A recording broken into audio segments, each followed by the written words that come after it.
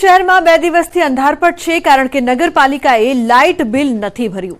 ભાજપ શાસિત પાલિકાની અણઆવડતનો કોંગ્રેસે વિરોધ કર્યો।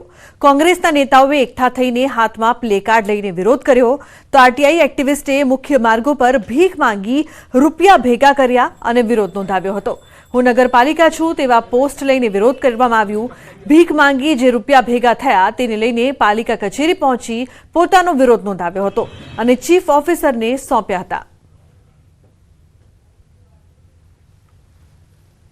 હું ભરૂચ નગરપાલિકા મારી દશા જોઈને તમને બધાને ખ્યાલ આવી ગયો હશે। એક વખત મારી જવાબ જલાલી હતી, પ્રજાના પૈસાથી પ્રજા હિતના કામો થતા હતા, પણ છેલ્લા 35-40 વર્ષથી એવા વ્યક્તિઓ શાસન કરવા આવી ગયા છે અને એની સાથે વિરોધ પક્ષ પણ એટલો નબળો છે કે જે શાસક પક્ષ જોડે ખાલી દેખાવ પૂરતો વિરોધ કરી અને પછી મારું તારું સૈયારું કરી ને ભાગ બટાઈ કરતા આવી ગયા છે। એને કારણે આજે હું દેવાના ડુંગરમાં દબાઈ ગઈ છું। તો ભરૂચ પાલિકાનું 8 કરોડના બાકી વીજ બિલને લઈને ડીજીવીસીએલે જોડાણો કાપી નાખતા નગર 2 દિવસથી અંધકારમય બન્યું છે, જેને લઈને વિપક્ષે પાલિકા કચેરી ખાતે હોબાળો મચાવ્યો હતો। કર્મચારીઓના પગાર ન થયા હોવાનો પણ આક્ષેપ વિપક્ષે કર્યો।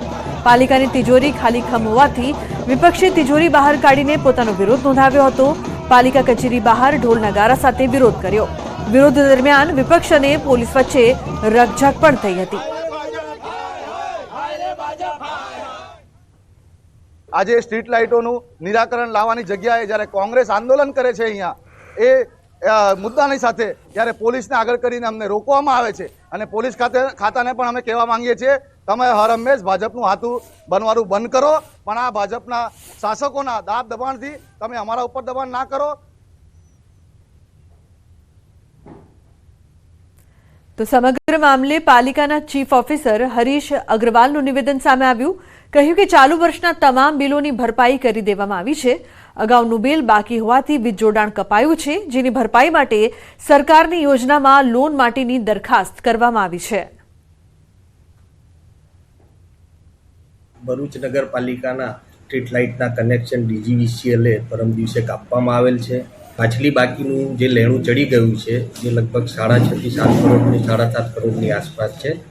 એમાં પણ નગરપાલિકાની નાણાકીય પરિસ્થિતિ જેમ જેમ થશે એમ અમે હપ્તા પદ્ધતિથી એ ચૂકવીશું। સ્ટ્રીટ લાઇટના બિલો પણ અમે રેગ્યુલર ભરેલા છે અને આજની તારીખમાં પણ કોઈ સ્ટ્રીટ લાઇટના બિલો બાકી નથી। પાછલી બાકી જે ચડી ગઈ છે એના માટે અમે સરકારશ્રી દ્વારા વીજ બિલ પ્રોત્સાહક યોજના જે જાહેર કરેલ છે એમાં અમે લોન માટેની દરખાસ્ત કરી છે। તો રાજકોટમાં